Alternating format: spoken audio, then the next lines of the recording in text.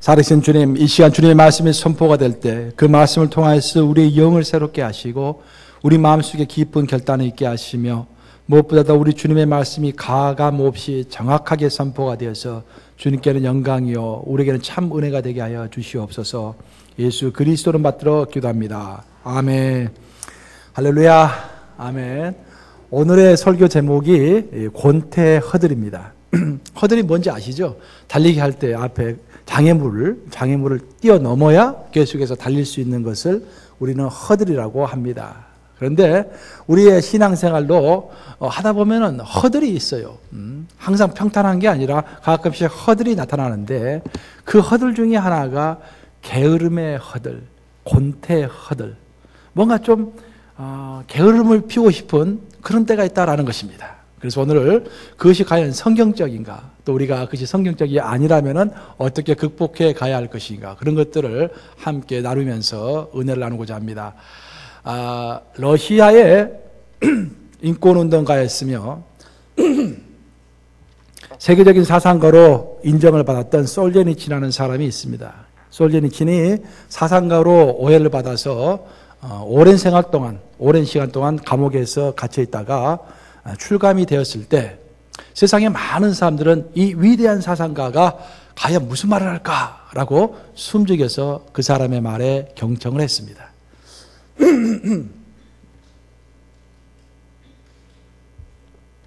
그런데 그 솔제니친이 오랜 기간 동안 감옥에 있다가 나와서 많은 사람들 앞에서 첫 일성으로 내뱉었던 말은 참 예외의 말이었습니다. 그는 이렇게 말했습니다. 상상력이 나를 살렸다. 상상력이 자기를 살렸다라는 말입니다. 같은 맥락에서 인류의 역사에 오래 남을 만한 정치 지도자였던 인도의 간디는 이런 또 유명한 말을 했습니다. 생활은 검소하게, 그러나 생각은 화려하게. 생각을 아무리 화려하게 해도 돈이 들지 않으니까 생활은 검소하게 하시고 생각은 화려하게. 이 두 사람 다 공통된 점은 뭐냐면은 목숨을 건 정치적 투쟁을 하느라고 정말 숨막히는 긴장감 속에서 일생을 살았다라는 것입니다. 근데 이 두 사람은 모두 그 숨막히는 긴장감을 상상력을 통해서 극복했다라고 고백하고 있는 것입니다. 상상력이 문제입니다. 21세기 우리가 살고 있는 이 시대를 보통 사람들은 상상력의 시대라고 이야기를 합니다. 21세기는 문화가 급변하고 있고 생각이 급변하고 있고 삶의 패턴이 급변하고 있습니다. 그래서 이런 급변하는 시대를 가르쳐서 보통 3F 시대라고 우리는 이야기하는 것입니다. 3F가 무엇인가? 전에 필링으로 대변이 되는 감성의 시대라는 것입니다. 감성. 또 피메일로 대변이 되는 여성의 시대이다. 마지막은 판타시로 설명이 되고 있는 공상과 환상의 시대이다라고 세상은 설명을 하고 있는 것입니다. 2000년이 시작된 이후 벌써 13년이 흘렀습니다. 그렇죠? 엊그저께 2000년이 시작된다고 해가지고 지구에 멸망이 왔다 해서 호들갑을 떨던 때가 엊그제 같은데 벌써 13년이 흘러간 것입니다. 2000년 이후에 13년의 시간을 쭉 돌아보았을 때 이 3F 중에서도 특별하게 그 판타지 문화가 이 세상을 점령하고 있는 것을 우리는 보게 됩니다. 예를 들어 보면은 해리포터라는 작품 여러분들 아시죠? 인류가 책을 만든 이후에 성경 다음으로 가장 많이 팔린 책이 해리포터라고 합니다.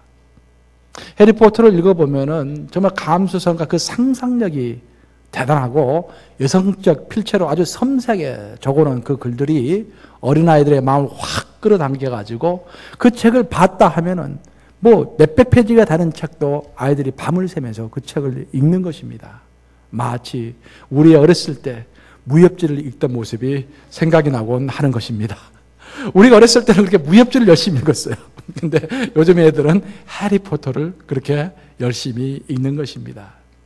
또 해리포터 이후에 여러분들이 영화를 봐서 아시겠지만 반지의 제왕이라는 그 판타지 영화가 있지 않습니까? 반지의 제왕을 보면은 그 상상력의 결정치 아닙니까? 그 보면 그 속으로 확 빠져 들어가지 않습니까? 이처럼 21세기 초엽에 이 세상은 강력한 판타지 문화가 이 세상을 점령하고 있는 것입니다. 그럼 우리의 질문은 왜 사람들은 이런 판타지 문화에 깊숙하게 매몰되는 것인가? 그 이유는 이 세상 사람들이 기계적으로 끊임없이 반복되는 생활 패턴의 권태를 느낀 나머지 인간의 감성과 무의식의 세계를 자극하는 이러한 작품들에 대책 없이 순응하기 때문입니다. 요즘 사람들은 생각하기보다는 느끼려고 합니다. 그런 문제는 이 느끼려고 하는 것이 과연 성경적으로 또 우리 신앙에 도움이 되는 것인가? 여러분 한번 생각해 본 적 있으십니까? 심각한 문제입니다. 판타지 문화는 우리에게도 큰 영향을 주지만 특별히 우리 청소년들에게, 우리 방금 교육부에서 이야기하셨지만 교육부장님 잘 들으셔야 합니다. 이 설교를. 우리 어린아이들의 마음을 확 끌어당기고 있는 것입니다. 21세기를 살아가는 사람들은 규칙적이고 단순하고 연속적으로 지속되는 그런 삶보다는 파격적이고 다소 흐트러진 그런 삶, 그리고 약간의 외도, 그리고 공상의 나래, 그런 것들을 생각하면서 하루하루를 살아가고 있는 것입니다. 그런데 문제는 이런 삶의 패턴은 성경이 우리에게 가르쳐주고 있고 보여주고 있는 삶의 패턴과는 거리가 멀다라는 것입니다. 물론 성경이 쓰여진 수천 년 전의 시대 상황과 오늘의 시대 상황이 같을 수는 없지만 그래도 한번 우리가 비교를 해본다라고 한다면 오늘날의 문화와 삶의 패턴은 우리 기독교인에게 있어서 아주 치명적인 것입니다. 왜냐하면 우리 기독인들은 기본적으로 성경을 읽고 묵상하고 또 듣고 그것에 기초해서 성경 말씀대로 기도하고 또 그것을 단순하게 순종해서 생활에 프랙티스하는 것, 이 땅에서 엑서사이즈 하는 것을 우리의 삶의 패턴으로 삼고 있습니다. 그런데 판타지 문화는 그런 것들로부터 우리를 멀리하게 만드는 것입니다. 성경이 우리에게 가르쳐주는 중요한 지혜가 하나 있는데 그 지혜는 우리의 인생은 짧다라는 것입니다. 그러니까 모든 지혜의 근본이 뭡니까? 하나님을 경외하는 것이고 또 모든 지혜의 근본 중에 또 다른 하나는 인생이 짧다라는 것을 아는 것입니다. 그리고 이 짧은 인생을 어떻게 보내느냐에 따라서 우리의 영원한 삶이 결정된다고 성경은 설명하고 있습니다. 개는 폐암에 걸리지 않습니다. 왜 폐암에 걸리지 않는지 아십니까? 개가 폐암에 걸리지 않는 이유는 무슨 특별한 이유가 있어서가 아니라 개가 폐암에 걸린 만큼 오랫동안 살지 못하기 때문인 것입니다. 쉬운 것입니다. 폐암은 어느 정도 좀 오래 살아야 걸리는 것인데 개는 그렇게 오래 살지는 못해요. 마찬가지로 하나님은 우리의 인간의 연수를 결정하실 때 이렇게 권태감을 느끼고 지루함을 느끼고 그런 정도의 인생을 우리에게 허락하지 않으셨다라는 것입니다. 그것이 가장 기본입니다. 하나님은 우리에게 인생의 연수를 결정해 주셨다고 성경은 말씀하시는데 우리가 인생을 사는 동안에 너희가 한 5년은 권태로 공상으로 그렇게 살아가고 나머지는 열심히 살고 그렇게 하지 않으셨다라는 것입니다. 개가 폐암에 걸릴 수 없을 정도로 짧은 인생을 사는 것처럼 우리 인간은 권태에 걸리지 않을 만큼 짧은 인생을 살아가는 것입니다. 아프리카 어느 지방에서 서커스에서 사용되는 아주 큰 코끼리가 있었다고 합니다. 근데 그 코끼리를 묶어놓기 위해서 발에다가 쇠사슬을 딱 묶어놨는데 그 쇠사슬을 이렇게 뜯어내고서 그 큰 코끼리가 탈출을 한 거예요. 그 코끼리가 아주 그 아프리카 그 복잡한 좁은 시장통으로 들어갔습니다. 코끼리도 컸을 뿐만 아니라 코가 굉장히 길었기 때문에 그 긴 코로 그냥 이렇게 휘저으니까 그 시장통이 물건들이 다 흩어지면서 난장판이 된 것입니다.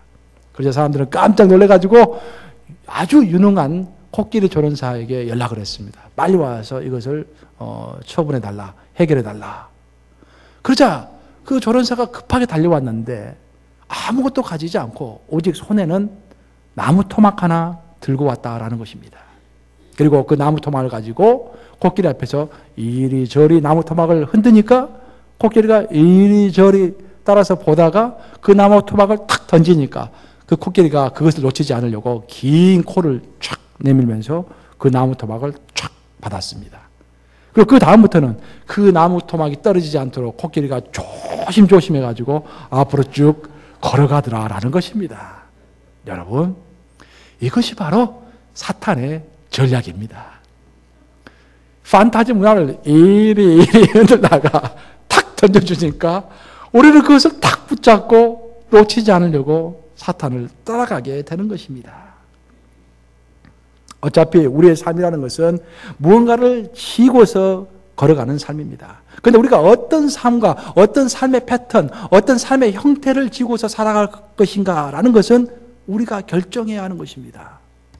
공상과 파격과 무절제를 매력으로 알고 그렇게 살아가는 사람들에게는 다른 삶의 패턴이 보이지를 않습니다. 기독인의 삶은 무료하고 의미가 없고 참 심심하게 보이는 것입니다. 하지만 골로새서 2장에 나온 말씀처럼 그리스도를 닮은 완전한 자, 그것을 목표로 삼고서 이 땅을 살아가는 사람들에게는 또 무절제의 삶이 보일 이유가 없는 것입니다. 우리에게 그런 무절제한 삶과 파격적인 삶이 매력적으로 다가오는 이유는 이미 여러분들이 가기로 결정한 그 길을 열심으로 열정으로 가고 있지 않기 때문에 다른 사람들이 매력적으로 보이는 것입니다. 이처럼 우리는 어차피 어떠한 삶의 형태를 선택하고 그것을 붙들고서 가야 하는데 여러분들이 꼭 기억해야 할 것은 뭐냐면은 선택하는 것은 여러분의 자유이지만 여러분의 선택은 반드시 심판을 받는다라는 것입니다. 그것이 성경의 주요 메시지입니다. 우리가 성경을 읽어보면은 벨사살 왕의 이야기가 나오고 있습니다. 그렇죠? 벨사살이 누굽니까? 다니엘서 보면 벨사살이 나오죠. 벨사살 왕은 바벨론 왕국의 마지막 왕이었습니다. 그는 굉장히 화려했고 굉장히 강했고 또 스킬이 크고 엄청난 사람이었습니다. 그래서 잔치를 한 번씩 해도 귀족을 1000명씩 딱 모아가지고 예루살렘에서 탈취해온, 예루살렘에서 그냥 빼앗아온, 예루살렘 성전에서 빼앗아온 금과 은그릇을 가지고 그 그릇 위에다가 술을 쫙 따라가지고 이 방백들에게, 귀족들에게 먹도록 했던 것입니다. 스케일이 굉장히 큰 것 같죠. 굉장히 매력적인 것 같죠. 그래서 많은 사람들이 야, 우리 왕 최고다라고 했을 것입니다. 그런데 이렇게 방탕하게 파격적인 삶을 살고 있었던 왕에게 갑자기 사람의 손가락이 허공에 나타나기 시작했습니다. 얼마나 놀랐겠어요. 여기서 사람의 손가락이 탁 나타난다고 생각하시면. 그리고 그 글자가, 그 사람의 손가락이 글자를 쓰기 시작했는데 뭐라고 썼습니까? 메네메네 데겔 우바르신. 이게 뭔가 왕이 얼마나 놀랐겠어요. 그래서 가슴이 타고 너무 놀랐고 그래가지고 다니엘을 불렀습니다. 꿈을 이걸 글자를 해석해봐라. 그랬더니 다니엘이 뭐라고 해석했습니까? 왕이 하나님의 조울에 달려보니 왕이 하나님의 조울을 통과하지 못했습니다. 왕의 모든 생각과 그 왕의 모든 행동이 하나님의 조울 위에 달려진 것입니다. 근데 그 조울을 통과하지 못했다는 것입니다. 그런데 여러분, 이것이 굳이 3000년 전에 일어났던 한 왕의 이야기라고 생각하십니까? 아니면 바로 여러분의 이야기라고 생각하십니까? 이것은 3000년 전에 왕의 이야기뿐만 아니라 바로 여러분의 이야기요, 나의 이야기인 것입니다. 우리 모든 말과 우리 모든 생각과 우리 모든 삶의 패턴이 지금 하나님의 조울 위에 점점 쌓이고 있는 것입니다. 그래서 균형을 파괴하고 이렇게 넘어지는 날에는 그 벨사살 왕이 결국 그 궁전 잔치 때문에 왕궁을 빼앗기고 또한 죽임을 당하고 그 바벨론 왕국이 멸망했듯이 우리의 삶도 언젠가는 심판의 지경에 이르게 되는 것입니다. 여러분, 예나 지금이나 우리의 모든 행동은 하나님의 조울 위에서 평가되고 있습니다. 그래서 어떤 막대기를 쥐고서 어떤 삶의 패턴을 살아갈 것인지 선택하는 것은 자유이지만 그 선택에 대한 책임은 결코 피할 수가 없는 것입니다. 오늘의 본문에 따르면 하나님을 경외하는 삶을 살기로 선택한 우리들에게 권태라는 도전적인 허들을 넘어서 항상 부지런하고 게으르지 말며 열심을 품고 주를 섬기라고 도전하고 있습니다. 이게 오늘의 본문의 핵심입니다. 따라서 해보시겠습니다. 부지런하여 게으르지 말며 열심을 품고 주를 섬기라. 열심을 품고 주를 섬기려고 하는데 권태에 빠질 시간이 없는 것입니다. 그래서 오늘 본문에서는 부지런하고 게으르지 말며 열심을 품고 주를 섬기라라고 우리에게 어떻게 권태의 허들을 통과할 것인지 그 방법을 가르쳐 주고 있는 것입니다. 그리고 신앙적 권태에 빠지지 않기 위해서 좀 더 구체적으로 끊임없이 주님을 향한 열심을 품기 위해서 세 가지를 실행하라고 오늘의 본문은 우리에게 가르쳐 주고 있는 것입니다. 그럼 그 세 가지가 무엇인가? 첫째는 소망 중에 즐거워하는 것입니다. 따라서 해보시기 바랍니다. 소망 중에 즐거워하며. 첫 번째로 여러분들이 마음에 새겨야 할 것은 소망 중에 즐거워하며. 지금 여러분의 마음속에는 어떤 소망이 있습니까? 내가 학교 빨리 졸업해서 직장을 잡을 텐데, 우리 아들이 이번에는 하버드를 가야 할 텐데, 또 이번에 내가 집을 좀 사야 할 텐데. 그런 소망도 좋은 소망이지만 우리 기독인의 그 시간 전망은 일반인들의 시간 전망과 많이 다르다고 생각하시면 됩니다. 일반들이 시간을 바라보는 시간의 전망, 시간을 바라보는 그 각도는요, 태어나서부터 육체가 죽는 그 순간까지가 처음이요 마지막입니다.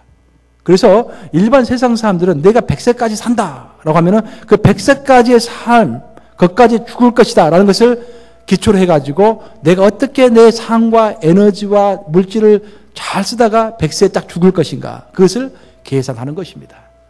근데 우리 기독인의 시간 전망은 이 땅에서의 삶보다는 어디에서? 죽어서의 저 땅에서의 삶을 훨씬 더 강조하면서 살아가는 사람입니다. 그래서 우리가 기독인이라고 하면서도 저 땅에서의 삶에 대한 준비를 잘 하지 않고 살아가고 있다면 그것이 좀 문제가 되는 것입니다. 우리 기독인들에게 있어서 소망이라는 것은 이 땅에서 소망도 중요하지만 죽어서 영원한 세상을 향한 그런 소망이 참 소망입니다. 죽어서 하나님과 함께 영원히 함께할 그 소망을 생각할 때 우리는 우리 자신을 돌아보게 되는 것입니다. 하지만 소망 중에 소망은 영원한 세상을 우리 예수 그리스도와 함께 하신다라는 그런 소망도 큰 소망이지만 또 하나 성경에서 말하고 있는 소망이 있는데 그 소망은 성화의 소망입니다. 다시 말하면 우리 기독인은, 모두 기독인은 어제보다도 더 나은 오늘의 나를 기대하는 것입니다. 그리고 오늘보다도 더 나은 내일의 나를 기대하는 것입니다. 어제보다는 오늘 좀 더 예수님에게 가까이 간 그 모습, 그리고 오늘보다는 내일 좀 더 예수님을 닮은 모습, 그것을 기대하면서 살아가는 사람들이 바로 우리 기독인인 것입니다. 그것을 성화라고 하는데, 그런 sanctification을 마음속에 두고서 좀 더 예수님의 모습에 어떻게 하면 더 닮아갈까, 그렇게 생각하면서 살아가는 기독인은 도저히 권태에 빠질 시간이 없다라고 오늘의 본문은 설명하고 있는 것입니다. 그래서 소망 가운데서 기뻐하는 것이 첫 번째입니다. 두 번째는 환난 중에 참는 것입니다. 따라서 해보시기 바랍니다. 환난 중에 참으며. 여기서 환난 중에라는 표현이 중요합니다. 환난 중에라는 것은 이미 기독인이 환난을 당하는 것을 당연하게 생각한다라는 표현입니다. 우리는 환난 중에 있을 수가 있다는 거예요.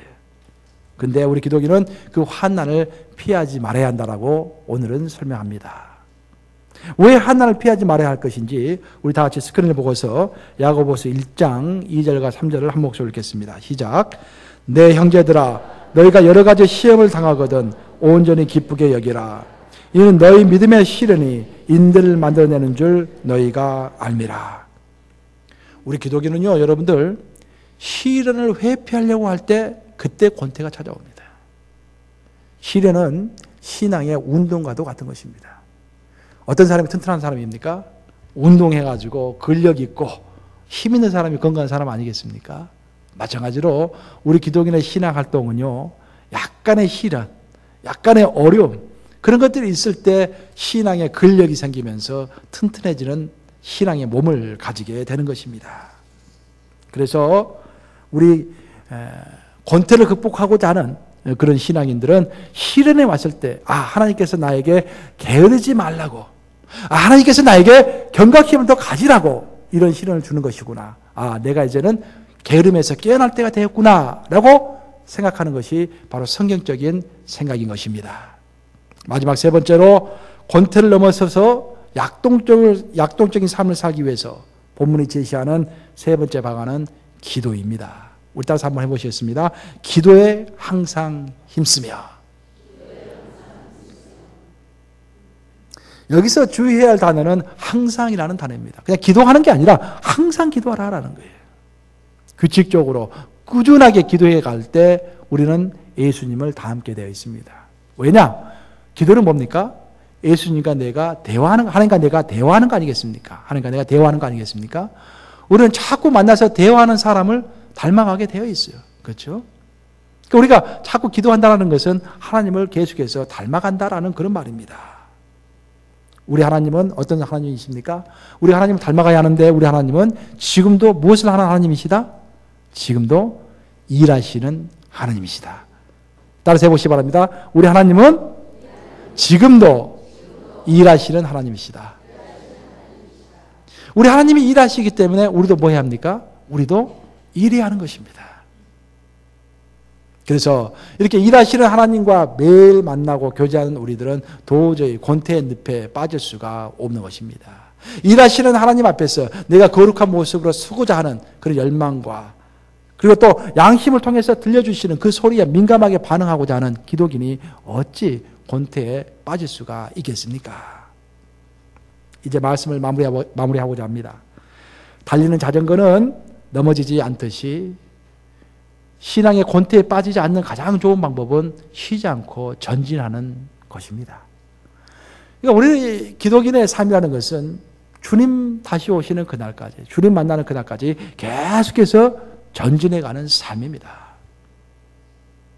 그런데 보통 사람들은 내 형제 자매들, 교회에서의 내 집사님, 권사님들, 내 영적인 형제 자매들이 다 같이 조금씩 나아가고 있을 때, 나 혼자서 뒤에 물러서 있을 때, 그때 우리는 영적인 권태에 빠질 위험이 높아지는 것입니다. 끝까지 전진해 가야 하는 것입니다. 암세포 덩어리가 최초로 발견됐을 때 사실 그 암세포는 최초의 암세포가 10여 년 전부터 활동을 했기 때문에 그 10년의 기간이 지나서 암덩어리가 되는 것입니다. 마찬가지로 우리의 망가진 신앙, 만약 여러분들이 현재 신앙이 정상적이 아니라고 한다면 이미 한 10여 년 전부터 아주 작은 게으름, 아주 작은 불법, 아주 작은 권태, 그런 것들을 허락했기 때문에 10년의 시간이 쌓이면서 오늘 암덩어리와 같은 신앙의 존재가 된 것입니다. 우리가 신앙의 권태를 느낀다면 우리는 최우선적으로 그것을 극복해야 할 것입니다. 왜냐하면 우리 하나님은 이렇게 말씀하셨습니다. 너희가 전심으로 나를 찾고 찾으면 나를 만나리라. 아주 굉장한 말입니다. 에레미야가 했죠. 너희가 전심으로 나를 찾고 찾으면 나를 만나리라. 어떻게 우리 하나님 만날 수 있다고요? 적당한 마음, 게으른 마음, 전심으로 있는 힘을 다해서 하나님을 찾아갈 때만이 하나님을 만날 수 있다라는 것입니다. 그래서 우리의 신앙은 장난도 아니고 우리의 신앙은 놀이도 아니며 우리의 신앙은 일시적인 유희도 아닙니다. 많은 사람들은 신앙을 액세서리처럼 생각하는 사람들이 있습니다. 해도 되고 안 해도 되고 하면 더 좋고 안 해도 그만. 그것은 일시적인 유희로 신앙을 생각하는 것입니다. 하지만 여러분들이 꼭 기억해야 할 것은 우리의 신앙은 진실해야 한다는 것입니다. 또 진정해야 한다는 것입니다. 왜냐? 만약 살아계신 하나님이 이 땅에서 존재하지 않는다면 이 세상에서 가장 불쌍한 사람들이 바로 여러분이 아니겠습니까? 하지만 반대로 살아계신 하나님이 정말로 존재하신다고 한다면은 그럼에도 불구하고 여러분들이 열심을 내지 않고서 하나님을 만나지 못하고서 비상적인 신앙생활을 하고 있다라면은 그야말로 또한 가장 불행한 사람이 아니겠습니까? 신앙이라는 것은 인생을 건 모험입니다, 여러분. 그렇죠? 인생을 건 모험이에요. 만약 이게 아니면은 지금까지 내가 투자한 에너지와 시간과 물질이 얼마나 많습니까? 그렇기 때문에 이것은 모험인 것입니다. 또한 신앙이라는 것은 영생을 앞에 두고서 펼치는 장엄한 투쟁인 것입니다. 그래서 미지근한 신앙은 그저 하나님과의 진실한 만남을 지체하고 있을 뿐 시간과 에너지를 낭비하게 할 뿐인 것입니다. 오늘 우리 하나님은 우리에게 하나님의 나라와 하나님의 의를 먼저 구하면서 진지하게 신앙생활을 하라고 도전하십니다. 그래서 오늘 하나님께서 하신 말씀은 이와 같은 말씀입니다. 부지런하여 게으르지 말고 열심을 품고 주를 섬기라. 이미 너희는 이 길을 가고 있으니 열심을 품고 주를 섬기라. 소망 중에 즐거워하며 한난 중에 참으며 기도에 항상 힘쓰며. 이 하나님의 말씀이 여러분들의 체험이 되도록 가슴속에 깊이 새기시기를 축원합니다. 기도하시겠습니다. 부지런하여 게으르지 말고 열심을 품고 주를 섬기라. 소망 중에 즐거워하며 한난 중에 참으며 기도에 항상 힘쓰며. 주님을 만난 지 꽤 오래되었지만 지금 이 순간까지도 제가 열심을 내지 못하고 있는 힘을 다하여 주 앞에 다가서지 못했던 것들 회개합니다. 우리를 용서하여 주시옵소서. 우리 주님께서는 소망 중에 즐거워하고 환난 중에 참으며 기도에 항상 힘쓰라고 했는데 저희는 소망이 없었고 오직 소망이라는 것은 작은 이 땅에서의 소망만 품었었고 또한 환난 가운데 있을 때 불평했었고 기도에 항상 힘쓰기보다는 시간이 되는 짜투리 시간만 내어서 기도했던 저희들이었습니다. 아버지, 이제부터는 정말 주의 말씀에 청종해서 주님께서 우리에게 가르쳐 주신 방법대로 항상 열정적으로 항상 부지런히 항상 게으르지 아니하고 주를 따라가는 자들 다 되게 하여 주시옵소서. 그래서 하나님께서 예비하신 모든 복들이 우리가 죽어서뿐만 아니라 이 땅에서부터 누리게 하여 주시사 우리 주변이 천국이요 내 삶이 정말 참 만족이 있는 그런 삶으로 주께서 함께하여 주시옵소서. 예수 그리스도를 받들어 기도합니다. 아멘.